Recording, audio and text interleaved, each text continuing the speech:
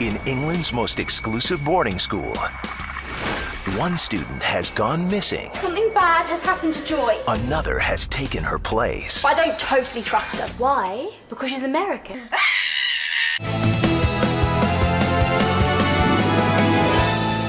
We need to talk about the absolute gem of a show, House of Anubis. I'm in the House of Anubis. Also known as the Harry Potter, National Treasure, Indiana Jones, Nickelodeon knockoff. Now sadly, I didn't grow up watching the show, but recently have been forced against my will to watch it, thus being inducted into the cult of Sabuna. And as it turns out, the series is like secretly a masterpiece. For this video, I want to break down the first episode and explain why it is undoubtedly a perfect pilot. As someone who is 5 months shy of having a bachelor's degree in film, I wholeheartedly believe this pilot is better than half the films I've screened in school. Gone with the Wind and Way Down East who, I only know House of Anubis. Sure, Jan. The episode starts out with Nina. She's Miss United States. Your basic white girl who, if you didn't already know, is from America because it's not as if she says it 500 times. She's American and she's like totally obsessed with it. She said it like 100 times. I'm Nina. Good to meet you. I'm new, American. Hi, I'm Nina. I'm from America. You're American then? Yeah, how'd you know? Was it the accent? No, the big American flag on your suitcase. She got a scholarship to the Amun boarding school in England, where I'd like to point out that we never once see it raining. In England, it rains 200 days out of the year. So that's like a major plot hole. Anyways, she makes a lot of Harry Potter references because she's a typical American where her only knowledge of England is a movie about an orphan wizard. I feel like Harry Potter. Wow. Welcome to Hogwarts. Honestly, same, but at least I have more knowledge because of Wild Child, but I don't think that's applicable here because there's no Sulas. We've got ourselves a Sula. Sweaty upper lip alert. Anyways, she meets Victor, who is the caretaker of the House of Anubis, and to be frank, he's the creepiest man you will ever meet, aside from Rufus, but he's not in the pilot and therefore is irrelevant. Victor is giving Nina a tour, and we are jump scared by the most randomly placed piece of music ever. They died. But I want to give a huge thanks to whoever made that executive decision because anytime I've taken a test, that is the only thought I have. There's no academic knowledge going on, it's just they died. Real quickly, I want to introduce the other members of the House of Anubis. Oh, really? So we have Mick, aka the most useless Nickelodeon character ever. His only personality trait is, yay, sports! And to cause drama between Amber and Mara, which is not cute, it's not fun, nor is it fresh. I am so pleased he had a heart attack. Then we have Amber, my absolute icon, queen, the moment, the greatest character in a kids' television show. She is the friend that everybody deserves. She's basically the British version of Cher from Clueless. Then we have Alfie, who probably got dropped on his head one too many times as a kid. He's a class clown and is completely head over heels in love with Amber. It's probably just your biological impulse triggering your insecurity. We have Mara, who is British Rory Gilmore circa season 4, and for some reason she likes Mick, kind of questioning her taste. I told you this would cost you a tenner. Now, do you want this homework or not?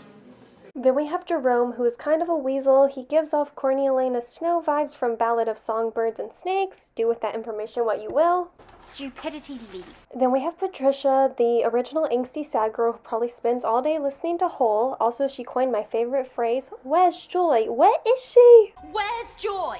Now where is she? Just because it doesn't have Robert Pattinson on the cover doesn't mean it's not worth reading. Then we have Fabian, who kind of looks like the Dollar Tree version of Daniel Radcliffe and is utterly in love with Miss America herself, Nina. Degree of computational intelligence.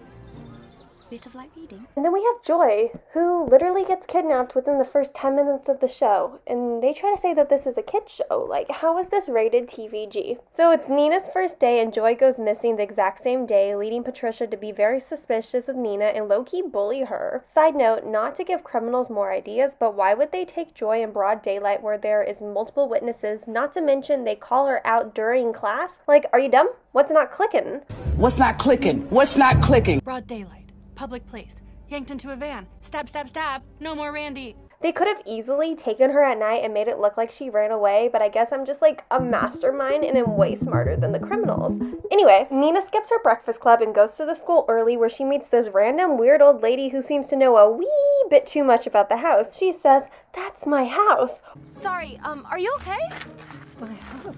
Well, I didn't know the senior class was referring to senior citizens. Out of the kindness of her American heart, Nina helps the old lady known as Sarah back to her old folks' home, where Sarah gives Nina a special locket that will most definitely come in handy later on. Ah yes, we love a good plot device. And she tells her that there is a hidden treasure within the House of Anubis. Cue the Goonies theme. Sarah tells Nina she must keep the treasure away from that creeper Victor and his dead bird, which is his only friend. So wow, how sad. Beware the black bird, do you hear me? Beware the black bird. Shall make sure of that, shan't we, Corbier? Meanwhile, Patricia has noticed that Joy has been erased from a class photo. Conspiracy, anyone? Later that night, Nina is tweaking and has a very weird nightmare about the information Sarah gave her, and Patricia decides to be an a-hole and bullies her even more. She was a grade 1 a-hole with a severe attitudinal problem. Patricia manipulates Alfie and Jerome into helping her trick Nina into going to the forbidden attic as a type of hazing. Every new person who comes to school has to undergo, like, an initiation ceremony. Since when? When in reality, Patricia's real motive is to lock her in there and to interrogate her about Joy's disappearance. And I already knew you were a scheming goth pixie. In the meantime, Mick is being grody and is playing Mara, and she falls for it even though he looks like a Walmart version of Justin Bieber. Mara agrees to tutor Mick because he's stupid and his only thoughts are, yay, sports! This triggers Amber to become jealous, and in a dramatic reading of Romeo and Juliet, she kisses Alfie, thus giving way to arguably the best couple on the show. In a scene reminiscent of Hocus Pocus, the Three Stooges do cult stuff to Miss United States. They tell her to go up into the attic to get something, and then Patricia goes AWOL and locks Nina in. This causes a huge ruckus, and the episode ends on a cliffhanger where Victor goes into the attic to see if anybody is up there, and the audience is left to ponder whether or not Nina will get busted. Is the acting bad?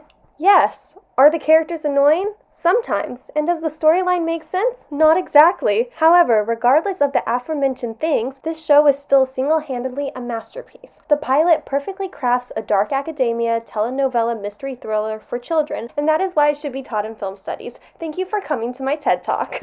You have 5 minutes precisely, and then I want to hear a pin drop.